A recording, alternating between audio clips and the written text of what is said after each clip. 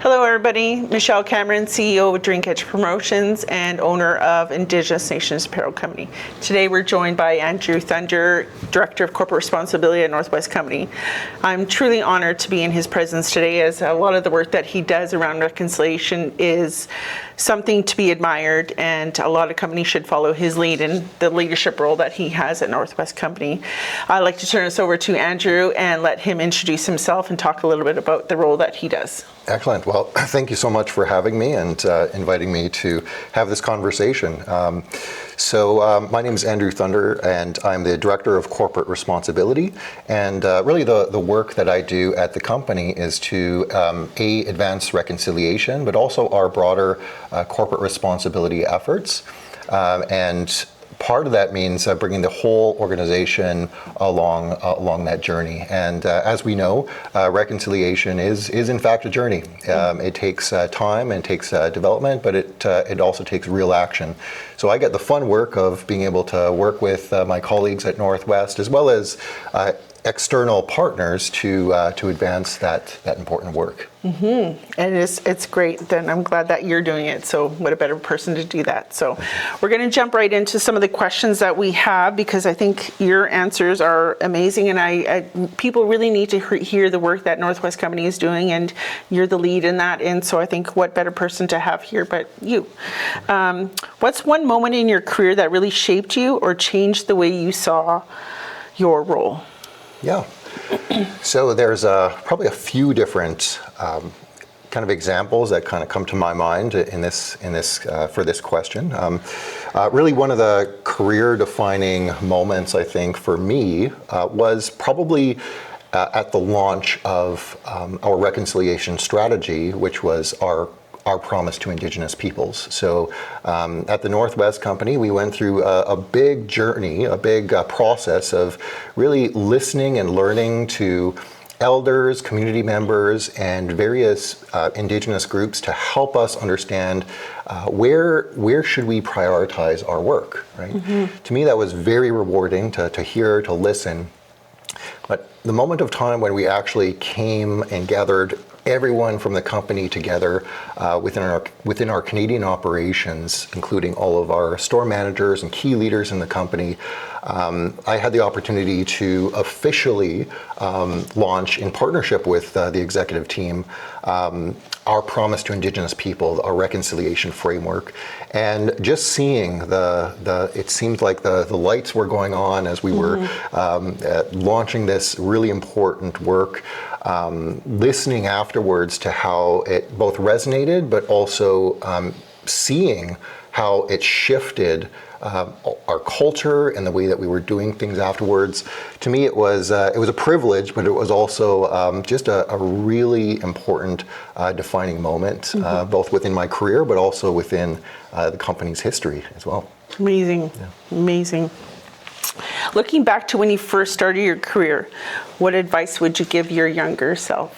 Okay. Always comb your hair this way, this direction.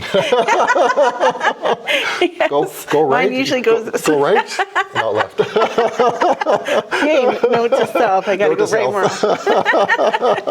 Yeah. I mean, there's a lot of advice that I would probably give my younger self, but no, I was fortunate at a young age to get a lot of great advice from mentors and other leaders and also family members who recognize some really important principles to follow within your career.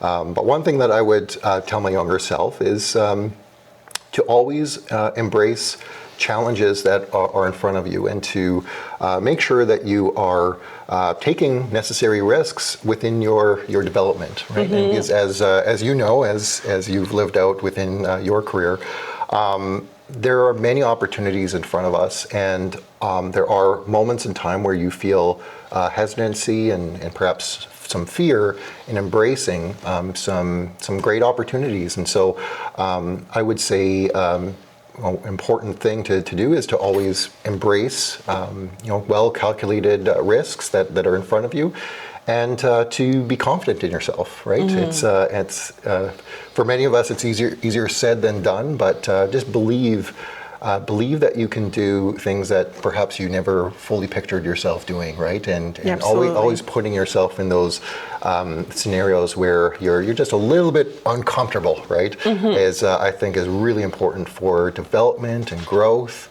And then the other thing is just make sure that you are focusing on your relationships and partnerships, right? Because as we are growing both personally and within our career, it's about working together, right? And that's where much of the value is seen. Right? Yeah, I'm glad you said confidence, because I get asked this a lot. What would you tell yourself, younger self? And the one thing that comes to mind first and foremost is be confident. And that's something not just for me, but I think a lot of our Indigenous people, we struggle with confidence. We struggle with our own identity. We struggle with being who we are as Indigenous people. And for me, a long time ago, I didn't want to be Indigenous. I wish I wasn't, because a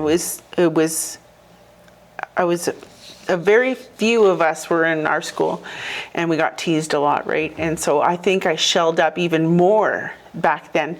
And so now, like, I would say I would go back and be confident in who I was, because it took a long time to get to where I am today. It probably took most of my entire life to be confident. Like, I would never have done this. Right. Like, even 5 years ago, I'm like, no, let someone else do it. But that's the battle you have within yourself, is finding the confidence.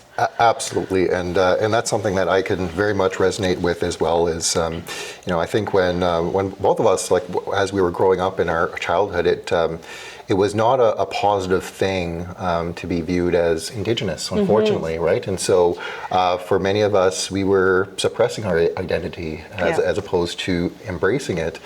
And and that takes a toll on kind of your confidence, and feels like you're trying to hide yourself instead of embracing who you are. And I've personally experienced that as well in my development, right? As I grew and I understand the value and who I am as an Indigenous person. Really, once I got to that point, I was able to really excel in my work that's being done, right? And so I think that's a really important piece. And I'm glad that you touched on that, because confidence is something that most of us struggle with for many reasons. And in some cases, it's historical reasons, right? The fact that much of our people have been neglected historically in a variety of different ways, and kind of pushed aside and suppressed, but being able to be confident is very, very important. Right? Yes. You've worked in government, you've worked in community, and now you're in a major company. What inspired you to walk the path? What keeps pulling you toward this kind of work? Excellent. That's a good question. For me, I would say at a young age and earlier on in my career, I recognized that I really wanted to make a difference in people's lives. And I didn't want to just have a typical regular career, where I'm, making money or doing something that, that I just enjoyed. I wanted it to be very meaningful, right? And so at an early age, I knew that I wanted to embrace something that was purposeful and that is making a positive impact on people's lives. And so for me, that's kind of my guiding star within my career, is if it's doing those things, then I know I'm headed in the right direction. Right? And for me, that's something that pulls me on a regular basis, and even day to day, is I'm thinking about what can I do to embrace that element of my work. Right? Yeah, and that's really important, because a lot of times people are just in a job and it doesn't have meaning. Like, what you do is amazing. And just for me, I look at the way I look at entrepreneurship. I don't look at it as just a company. We're not just a company, but we're a company with purpose. So we align ourselves with so many meaningful things. And that's what makes coming to work, not work. I don't even call it work. Coming here every day is just like, what more can we do for the community? How can we help? How can we give back? How can we hire?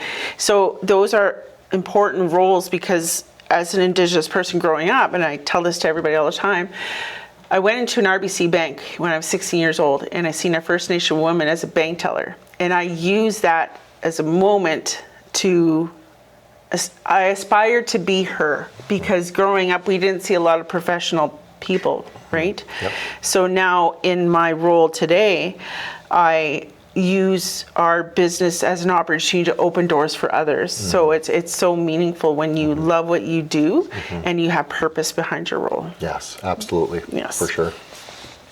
How has your identity as someone from Sachigo Lake First Nation shaped your leadership journey? Excellent. Yeah. So that's a really important question, and something that I've been reflecting on as well. Just over, as we mentioned before, throughout my career, like there was a point in time earlier on where I was suppressing that part of my identity, and recently it became something that has been, I recognize as being critically important to who I am and where I'm going within my career. As a member of Sachigo Lake First Nation, I had the privilege and opportunity to hear from elders as well as various people within my family who have really invested in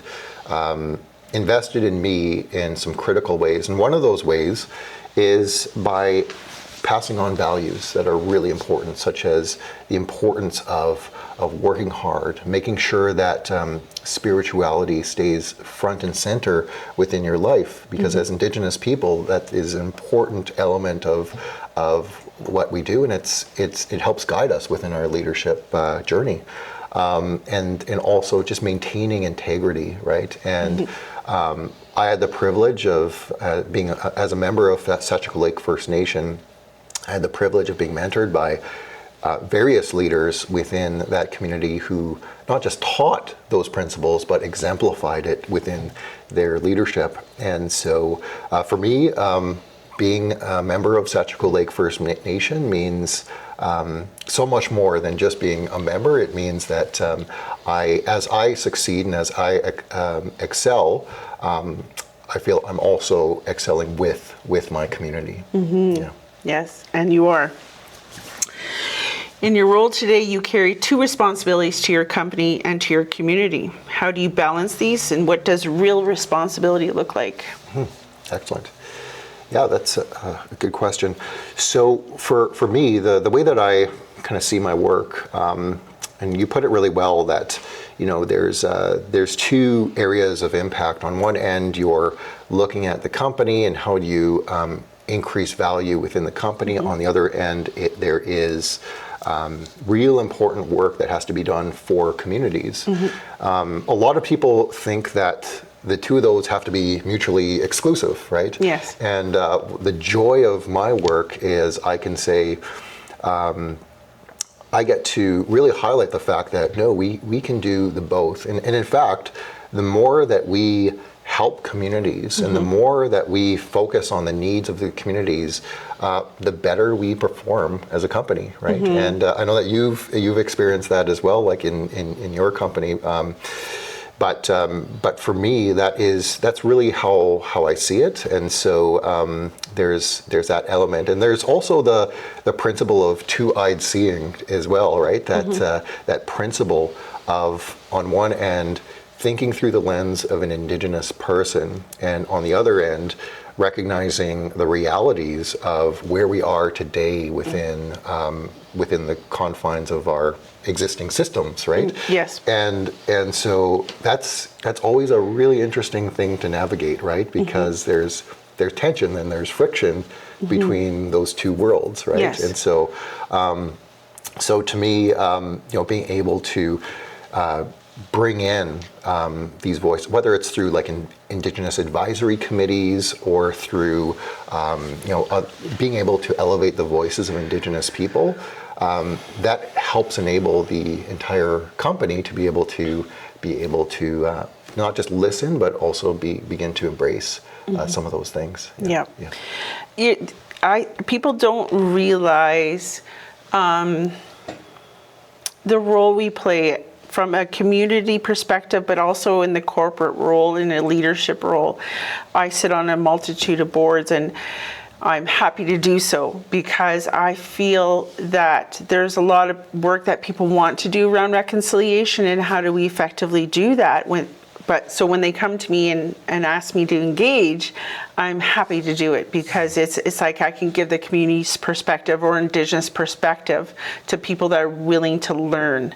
So I think there's an advantage as an Indigenous person to be involved in leadership, but also for our community, right? Absolutely. We're a voice for our community on a leadership level. Absolutely, yep, for sure. So let's talk about truth and reconciliation, not just as an idea, but as a lived practice. You helped lead the development of our promise to Indigenous people through Northwest Company. What did the change in practice, what did that change in practice, not just on paper? Excellent, yeah. So the launch of our promise to Indigenous people, I would love to take kind of the full credit of developing that, but it was really co-developed with existing leaders, but also with the community itself, and so that was the beauty of that reconciliation framework that we had developed and advanced. And so our promise to Indigenous peoples is that strategy and a collection of commitments to say, yes, within these specific pillars, we are going to not just embrace truth, but take tangible actions to advance reconciliation. So for us, that it meant that when we were launching our promise to Indigenous peoples, it wasn't just about putting out broad statements or putting words on paper, but it was about recognizing that we needed to embed these principles and these commitments into everything that we do as a company. And to me, that was a great joy to be part of that process, because in some cases for the first time, there was individuals within the company that it was almost like lights were turning on, right? That they recognized that there was more purpose to their work than they had realized, and it was just such a beautiful thing to be part of, and that work continues today. So it wasn't just the launch; it's the journey, and that journey continues, and being able to see the evolution of that is a very rewarding thing to be a part of. And so, as a company, we put down very specific commitments and set even goals and targets in terms of like what is it that we're trying to achieve, and it's turned into something that it's a really important piece of the work that we do as a company. Yeah. And this is exactly why I invited you to be part of this today, because Northwest Company is doing more than just words. They're actually following it through with action. And a lot of companies want to get there. They don't know how to go about it. And I think you're a leader in that reconciliation through action. And people don't realize it's not, reconciliation isn't going to change today or tomorrow. It's going to take years in action, and reconciliation doesn't just happen overnight. And it's the work that people do every day. And people say, well, I do a land acknowledgement. That's reconciliation. It's just like there's so many things that can keep happening to participate in reconciliation. And I think you're doing a great job at Northwest Company, and you're really making actionable items happen every day. And I think a lot of companies need to look to that as an example and how we can roll out reconciliation within companies. Some of the boards I sit on, or when people ask me to help give them advice, I said, well, first off, that's great that you're here talking to me, because that's a first step. But let's look at, as a company, do you have any Indigenous people on your board? And that was the first step, because if you want to roll out reconciliation through your company, one of the first things you should really look at is a seat on your board, because how can you really effectively roll out reconciliation through your company if you're not even having someone at the table to talk about what that looks like as coming from an Indigenous person, which is really important. Yeah. Right? Yeah, So absolutely. Yeah. Yes. Yeah. That's that's a really good point. And it's probably one of the more challenging things like that companies face as we kind of went through similar experiences is just recognizing and acknowledging kind of the truth of the past, right? And depending on how old the companies are. I'm working for a company that would be arguably the oldest company in Canada at the moment. We're tracing its roots back to the fur trade and the early settlers.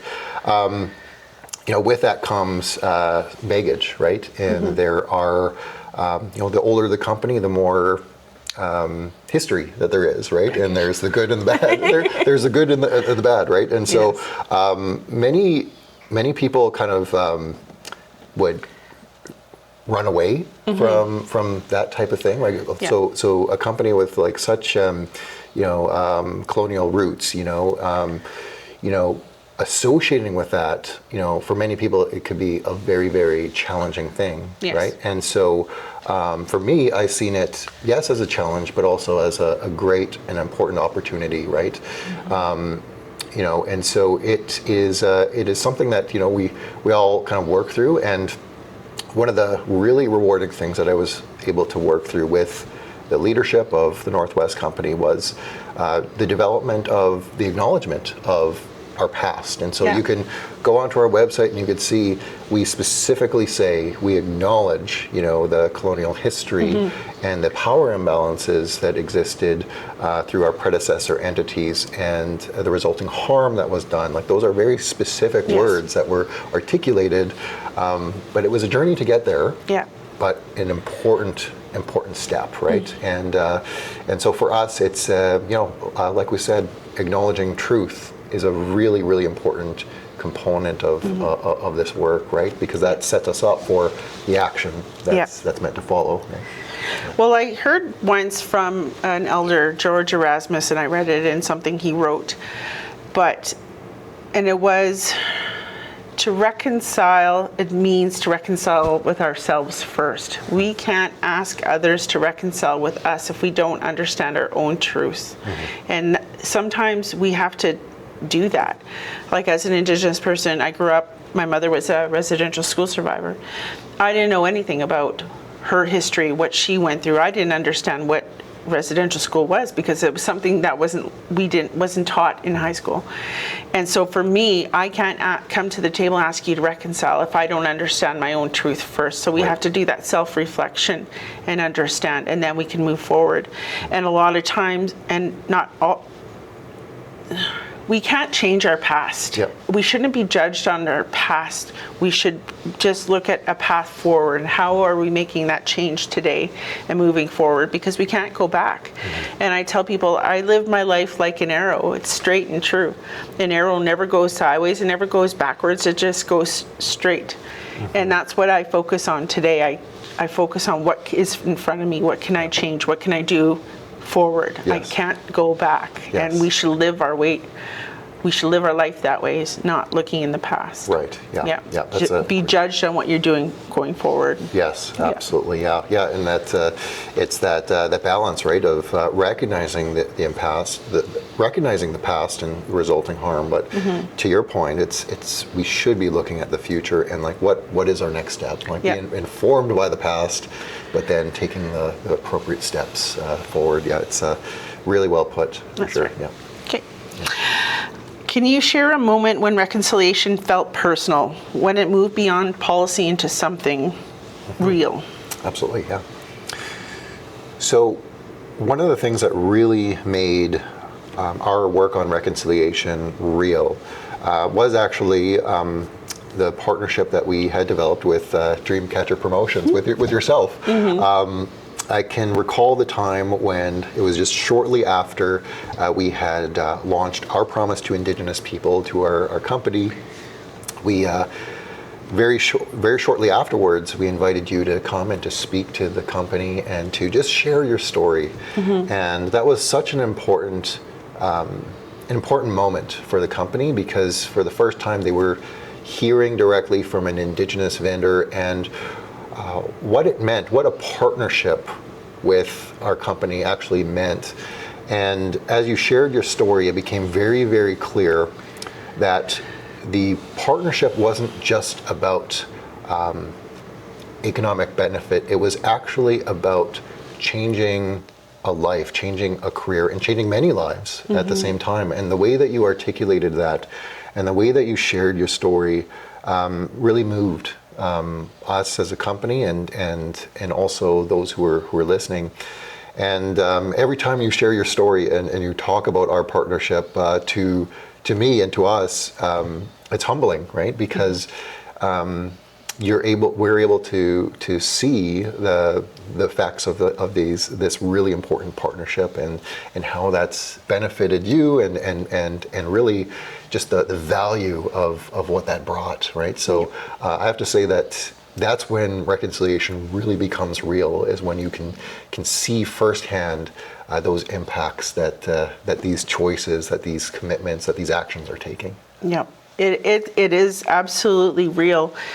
People don't understand how important it is to support an Indigenous business, not just mine, but there's a multitude out there. The opportunity that we had together changed me, changed my company, changed how we do things, changed things for families here. Like, we've increased jobs, and it's more than just supporting an Indigenous business. You're more than supporting me. It's gone beyond me. It's now the staff that we employ. It's the families that those workers support, and even take it a little further. It is now supporting and building on the success of an Indigenous company that other community members can look to, they can aspire to be, given what I've gone through personally, and all the traumas that I've experienced are similar to many of the people, the Indigenous community, and to still come out on top, so to speak, despite the traumas and all the things that we've gone through as Indigenous people. We're still resilient, we're still here, we're building on it now. I always say, we've come out stronger and smarter from all the things that have happened to us as Indigenous people. And so partnerships like yours and mine, it changes things and it makes a huge impact, and when I speak at somewhere and I tell them, what can we do? Well, what I'll tell you is this: if there's an Indigenous business that has a product you need or a service that you need, support them. Support them wholeheartedly, because every sale, every opportunity means something to us. There was a time where I took all my rent money and I bought product and I would sell it, and every sale meant, okay, there's groceries, okay, there's rent, And so I built on that, and I took it from a home-based business to what it is today because of every sale and every company supporting me. So that helps in the growth of the Indigenous business world, right? Absolutely. Yeah. Andrew, there's lots of companies that want to support reconciliation. What advice would you give them, and how can they participate in reconciliation? Yeah, I would say as a starting point to advancing reconciliation is to go through an understanding of what is the truth of the past, right? And so educating yourself, I think, first and foremost is probably the first step, right? And so we can do that in a variety of different ways. And one of the ways is to do things like read the Truth and Reconciliation final report and even the calls to action to really understand where your actions can fit within your reconciliation work. The other really important thing that you can consider as an organization or as a company is to develop an Indigenous advisory committee or advisory circle to really help to guide and understand what you can do within your specific context, because every company, every individual, every organization is going to be different and will have different opportunities. and very unique ones, depending on the space that you're in. And so listening to the voices of Indigenous people first and foremost, and then committing yourself to that journey of reconciliation is really going to open up opportunity in ways that you may not have even seen yourself, right? And so I would encourage other companies and organizations, definitely prioritize your work in reconciliation, and you'll notice so many benefits as you're going through that journey. But yes, first and foremost, listening to the voices of Indigenous people to inform your approach and your actions is critical. Yeah. Absolutely. Yeah. Absolutely. Yeah. What message would you give to Indigenous peoples who don't always see themselves represented in leadership but want to get there? Yeah, this is a really, really important one. And as you and I were discussing earlier, we were those individuals, yes. right? Yeah. Who didn't really see ourselves, in leadership, and didn't see ourselves, perhaps accomplishing very much ourselves. And part of that is because of the identity that we've had. We've suppressed certain elements of our identity, and in some cases allowed that piece to kind of discourage us from really pursuing our destiny and the work that we're meant to do. And so, what I would say is, for individuals who are like looking at their future, I would say it's really important. Definitely embrace who you are, right? And make sure that who you are remains core, like as you're moving forward, and not suppress that because every individual has very specific gifts and abilities that you can use to accomplish so many things, right? And I would say an important thing, if you're individuals who never thought of themselves as leaders, to begin thinking about themselves in a different way, and putting themselves, envisioning themselves in kind of roles and within certain profiles that they may have never done so before. And one thing that my dad, my grandparents, and the community members from Satchiko Lake would always encourage is they would make statements like, the sky is the limit, and they would say, you can do anything that you want to do, right? And so to anyone listening, for those who are looking at their own careers, I would extend that same message to those listening, is you can do anything that you want to do. And it doesn't matter your background, maybe even the setbacks that you've experienced, but you can do it. And as we've discussed, there's the value of the community who will be behind you and supporting you. And but the most important thing is, like, put yourself out there, believe in yourself, and be bold as you're advancing your career and your work. That's a really important piece to tap into, because in the Indigenous business world, a lot of us, you could throw everything at me. You could give me the loan, the grant, you could give me the tools to start a business, all the know-how. But if I didn't believe in myself, I didn't wholeheartedly want this, I'll fail time and time again. And sometimes what I think it boils down to is mentorship. Not just being a mentor, but having someone to look to aspire to be.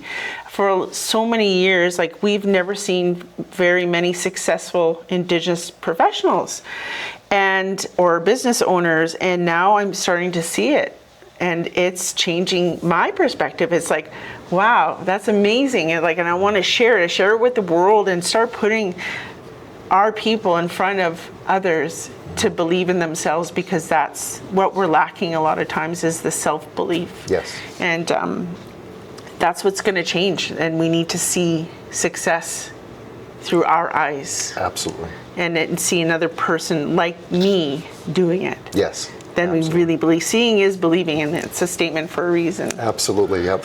And it reminds me actually of, one of the things that I wanted to do earlier on in my career was I wanted to get my MBA, my Master's of Business Administration. That was something that I really wanted to do.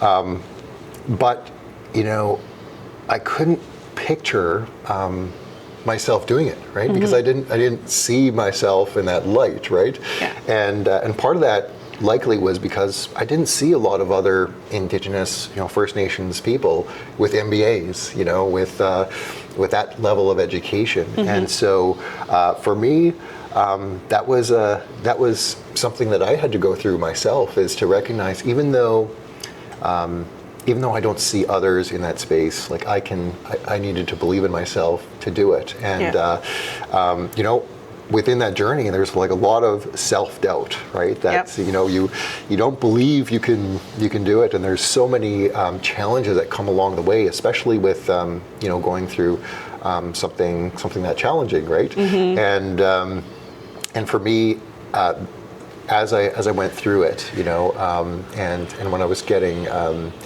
closer to the end, I realized that I can actually do it, and it was like a light turned on, and whereas before I was thinking of myself almost like that imposter syndrome that people often feel and get. That's a very real thing. Feeling like you're, feelings of inadequacy, or feelings like you don't fit, right? If you just stay the course, right? You just keep moving forward, keep embracing challenges, and keep believing in yourself. You will make a way. Absolutely. And I think for me, throughout my career, that was something that was a really important even moment in my career as I was moving forward, is recognizing that I can do it, and just continuously believing in myself. It goes a long way. And the stories that you had shared is very, very much related to that, like believing in yourself and moving forward with boldness is such an important thing. Yep.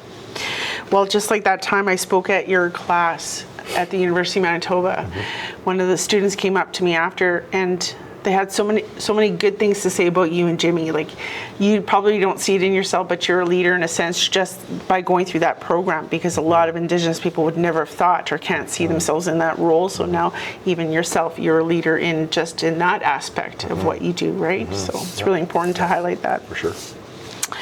Okay, last question.